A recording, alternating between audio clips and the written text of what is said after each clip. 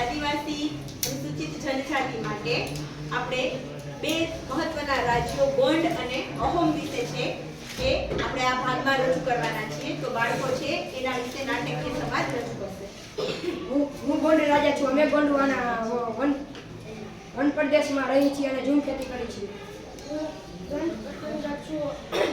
અમારું રાજ્ય સંતરાજા ગામમાં વહેંચાયેલું છે. અમારું રાજ્ય સમૃદ્ધ હતું. ગોંડ રાજાનો વહીવટદાર છું.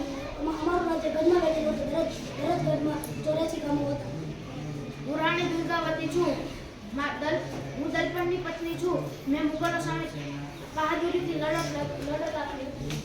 હું અહોમ રાજ્યનો સ્થાપક છું. અમે મ્યાનમારથી અહોમ લોકોએ અહોમ રાજ્યમાં જે લોકો પાસે જબરજસ્તીથી કામ કરવામાં આવતું તેને કાંઈક કહે છે. હું અહમ રાજ્યની સમાજ સુધારક છું. અહમ રાજ્ય અહમ સમાજ પૂર્ણ વહેંચાયેલ હતું જેને કે કરવામાં અમે સાહિત્યકાર પણ છીએ. અમે બુરંજી નામની ઐતિહાસિક કૃતિઓ લખી છે. ગઢકટા ગામના ગોળ રાજ્ય હાથીઓના વેપાર દ્વારા પુષ્પધન કમાયું હતું. અહોમ રાજ્યોમાં વસ્તી ગણતરી થતી અને વધુ વસ્તીવાળા વિસ્તારોમાંથી પાઇપ મોકલાતા. ભારત ઇતિહાસ આજ જાતિનું શાસન અને સંસ્કૃતિ અદ્ભુત રહ્યા છે.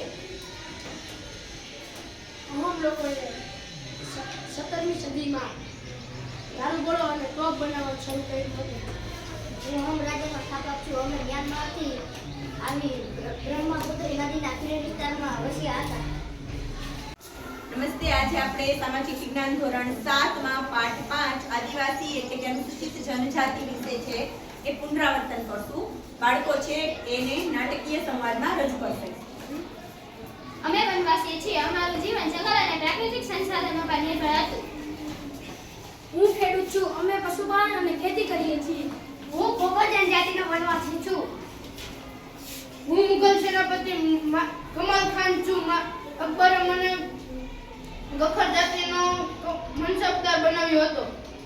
હું બલુચ જનજાતિની છું. અમે ઉત્તર પશ્ચિમ ભારતના શક્તિશાળી અને કુંદરમાં વહેંચાયેલી જનજાતિના છીએ. અમે વણઝારા છીએ. અમારો સમૂહ તાંડુ કહેવાય છે. અમે વેપારી વણઝારા છીએ. અલાઉદ્દીન ખલજીના સમયમાં દિલ્હીના બજારોમાં અનાજ પહોંચાડતા હતા.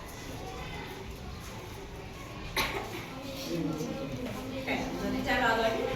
અમે નટ બજાવીએ છીએ. અમે એક જગ્યાએથી બીજી જગ્યાએ જઈ કરતબો બતાવી મનોરંજન કરીએ છીએ. વિચરતી જાતિઓ એ પ્રદેશને સંસ્કૃતિને જોડે છે.